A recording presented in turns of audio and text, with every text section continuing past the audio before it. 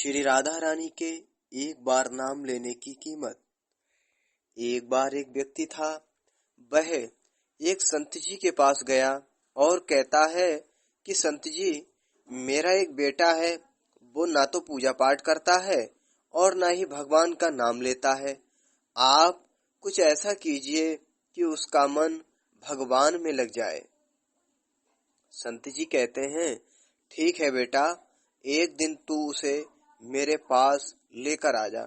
अगले दिन वो व्यक्ति अपने बेटे को लेकर संत जी के पास गया। अब संत जी उसके बेटे से कहते हैं, बेटा बोल राधे राधे। बेटा कहता है, मैं क्यों कहूँ। संत जी कहते हैं, बेटा बोल राधे राधे।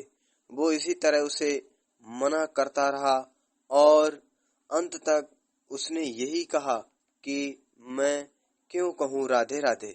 संत जी ने कहा, जब तुम मर जाओगे और यमराज के पास जाओगे, तब यमराज तुमसे पूछेंगे कि कभी भगवान का नाम लिया, कोई अच्छा काम किया। तब तुम कह देना कि मैंने जीवन में एक बार श्री राधा रानी के नाम को बोला है, बस एक बार। इतना बताकर वह चले गए। समय व्यतीत हुआ और एक दिन वो मर गया। यमराज के पास पहुंचा। यमराज ने पूछा, कभी कोई अच्छा काम किया है। उसने कहा, हाँ महाराज, मैंने जीवन में एक बार श्री राधा रानी के नाम को बोला है। आप उसकी महिमा बताएं। यमराज सोचने लगे कि एक बार नाम की महिमा क्या होगी, इसका तो मुझे भी नहीं पता। यम बोले, चलो इंद्र के पास, वो ही बताएंगे। तो वो व्यक्ति बोला, मैं ऐसे नहीं जाऊंगा, पहले पालकी लेकर आओ, उसमें बैठकर जाऊंगा। यमराज ने सोचा ये बड़ी मुसीबत है। फिर वे पालकी मंगवाई गई और उसे बिठाया। 4 कहर लग गए। वो बोला, यमराज जी, सबसे आगे वाले कहर को हटाकर उसकी जगह आप लग जाए। यमराज जी ने ऐसा ही किया।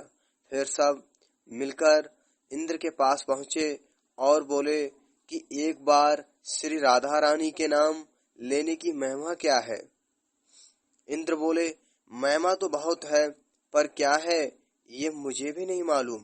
बोले कि चलो ब्रह्मा जी को पता होगा, वो ही बताएंगे। वो व्यक्ति बोला, इंद्र जी, ऐसा है, दूसरे कहार को हटाकर आप यमराज जी के साथ मेरी पालकी उठाएं। अब एक और यमराज पालकी उठा रहे हैं और दूसरी तरफ इंद्र लगे हुए हैं। पहुंचे ब्रह्मा जी के पास।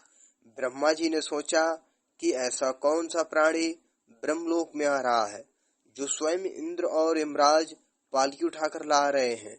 ब्रह्मा के पास पहुंचे। सभी ने पूछा कि एक बार श्री राधा रानी के नाम लेने की महिमा क्या है। ब्रह्मा जी बोले, महिमा तो बहुत है, पर वास्तविकता क्या है कि ये मुझे भी नहीं पता, लेकिन हाँ, भगवान शिव जी को जरूर पता होगा। वो व्यक्ति बोला कि तीसरे कहर को हटाइए और उसकी जगह ब्रह्मा जी आप लग जाएं। अब क्या करते, महिमा तो जाननी थी। अब पालकी के एक और यमराज हैं, दूसरी तरफ इंद्र और पीछे ब्रह्मा जी हैं। सब मिलकर भगवान शिव जी के पास गए और भगवान शिव से पूछा कि प्रभु, श्री राधा रानी के नाम की महिमा क्या है, केवल एक बार नाम लेने की महिमा आप कृपा करके बताएं। भगवान शिव जी बोले कि मुझे भी नहीं पता, लेकिन भगवान विष्णु जी को जरूर पता होगी। वो व्यक्ति शिव जी से बोला कि अब आप भी पालकी उठाने में लग जाइए। इस प्रकार ब्रह्मा, शिव, यमराज और इंद्र चारों उस व्यक्ति की पालकी उठाने में लग गए और विष्णु जी के लोग पहुंचे। विष्णु जी से पूछा कि एक बार श्री राधा रानी के नाम लेने की महिमा क्या है। विष्णु जी बोले, अरे, जिसकी पालकी को स्वयं मृत्यु का राजा यमराज, स्वर्ग का राजा इंद्र, ब्रह्मलोक के राजा ब्रह्मा और साक्षात भगवान शिव उठा रहे हों, इससे बड़ी महिमा क्या होगी। जब सिर्फ एक बार श्री राधा रानी नाम लेने के कारण आपने इसको पालकी में उठा ही लिया है, तो अब ये मेरी गोद में बैठने का अधिकारी हो गया है। भगवान श्री कृष्ण ने स्वयं कहा है कि जो केवल रा बोलते हैं तो मैं सब काम छोड़कर खड़ा हो जाता हूँ, और जैसे ही कोई धा शब्द का उच्चारण करता है तो मैं उसकी ओर दौड़ लगाकर उसे अपनी गोद में भर लेता हूँ। बोलो राधे राधे।